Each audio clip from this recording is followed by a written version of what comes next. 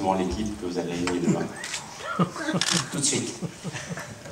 La soirée, de toute façon. À partir du moment où si je mets en place tout à l'heure, même si vous ne serez pas présent physiquement, vous saurez qui jouera. Donc, mais j'attends encore, on ne sait jamais ce qui peut se passer à l'entraînement aussi, pour qu'il n'y ait pas de soucis par rapport au choix de demain. Julien. Bonjour Didier. Tactiquement, demain, on peut s'attendre à quoi? Quel genre de système? Qualité de jeu? Qualité de jeu, ça, système, je peux en parler, oui, j'ai envie de pouvoir utiliser deux systèmes différents au cours du match, dont un avec deux attaquants axiaux et un, je dirais, un peu plus classique, où il y a un attaquant axial et un joueur plus milieu de terrain qui joue dessous. Il y a pas mal de joueurs qui n'ont pas pu venir pendant cette convocation parce qu'ils sont blessés ou parce qu'ils n'étaient pas suffisamment prêts, et d'autres qui vont peut-être se voir offrir leur première sélection. Est-ce que ça peut être un test pour ces joueurs-là? Est-ce qu'il y a des points à marquer, ou au contraire, est-ce que ça va être sur la durée? Un peu les deux tests, j'aime pas, parce que c'est déjà jamais évident quand on arrive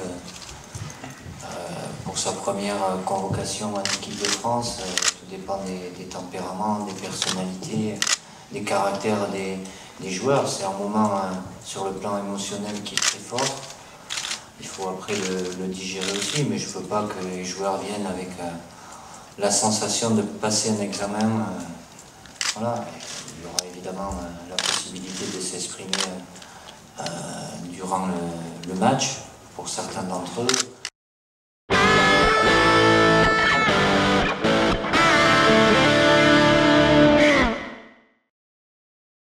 Content de revenir voir, même si la dernière fois que j'étais venu, c'était il y a quelques années, c'était pas ce stade-là.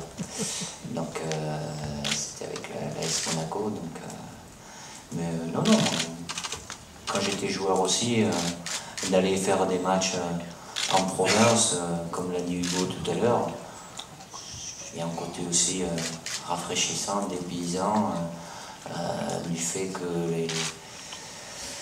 les gens de province, pour aller au Stade de France, c'est plus compliqué. Donc ça permet à tous,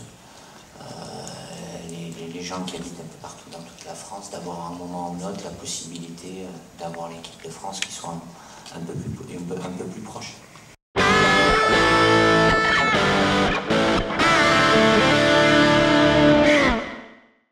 Avoir